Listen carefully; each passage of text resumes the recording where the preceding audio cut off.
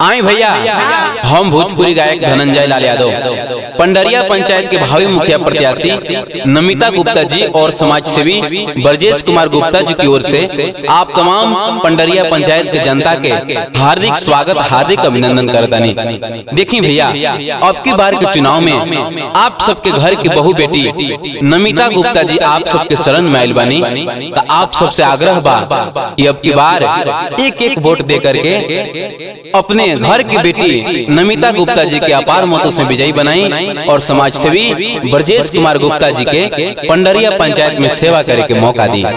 कि अरे अपना खोरिया बाहर हो लखन चाचा, कि अरे अपना खोरिया बाहर हो फूलमतिया चाची, कि अइले ब्रजेश बाबू द्वार चाचा।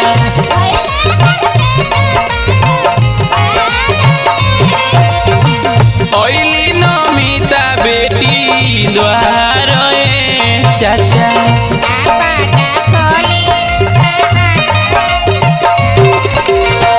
अपने खोरिया बाहर हो लखन चाचा, ओइले ब्रजेश बाबू द्वार चाचा।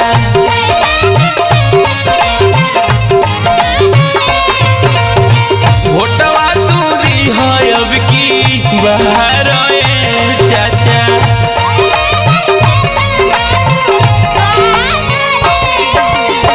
भोटवा तू दी है अब की बाहर चाचा।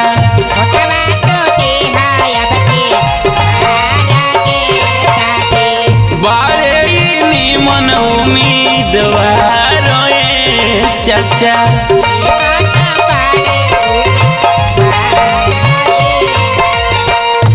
तब भुलाए के नहीं खे ए चाचा, ए चाची, ए मौसी, भौजी हो, अब के भुलाए के नहीं खे अपन घर के बहू बेटी नमिता गुप्ता जी के अपार मतों से जितावे के बाद और ब्रजेश बाबू के पंडरिया पंचायत में सेवा करे के मौका देवे के बाद। काहे कि सगरो पंचायत भवन बन गइल बा, लेकिन पंडरिया पंचायत में अभियो नहीं के बनल, तो इस चीज के भूले के नहीं के ध्यान देवे के बा, प्रत्याशी चिन्हे के बा, केहू के प्रलोभन में दिखावा में नहीं के आवे के।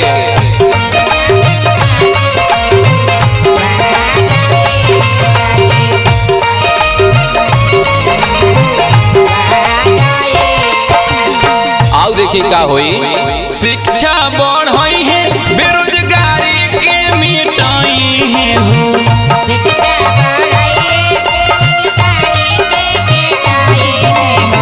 शिक्षा बढ़ई है बेरोजगारी के मिटाई है हो, मिट जाई सगरो भ्रष्टाचार चाचा।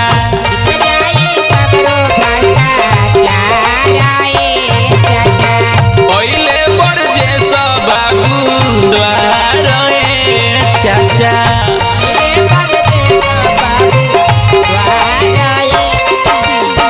भोटवा तू दी है अब की बाहर चाचा।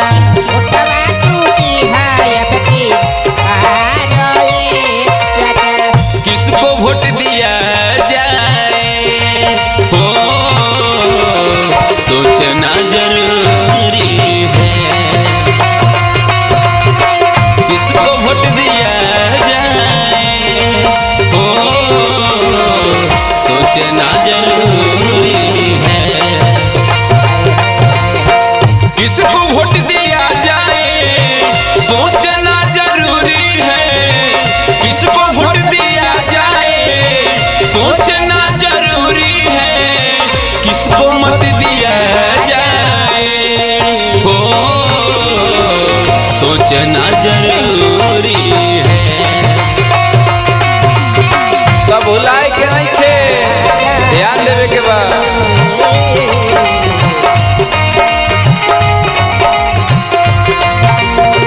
ओइले ब्रजेश बाबू द्वार चाचा,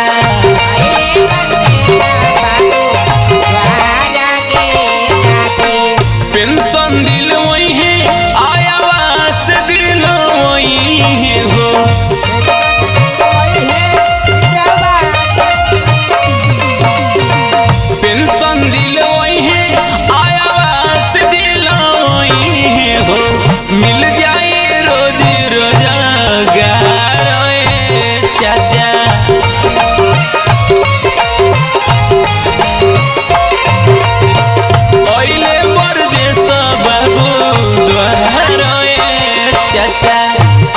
अपने खोरिया बाहर हो फूलमतिया चाची, अपने खोरिया बाहर हो लखन चाचा, ओइले बरजेश बाबू द्वार चाचा।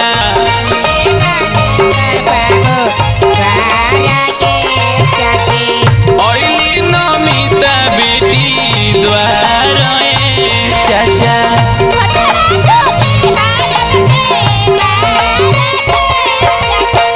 बड़ी निमन उम्मीदवार चाचा।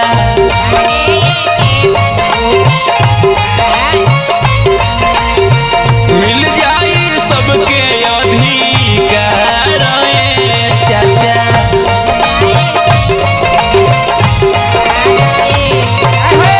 ओइली नमिता बेटी द्वार चाचा। गोटवा तुली है की बार चाचा।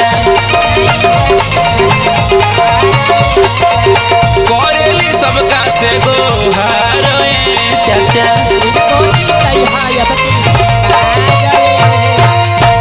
तो आप सभी पंडरिया पंचायत वासियों से अनुरोध है, विनती है कि अब की बार नमिता गुप्ता जी को अपार मत से जिताएं और ब्रजेश कुमार गुप्ता जी को पंडरिया पंचायत में सेवा करने का मौका दें। धन्यवाद।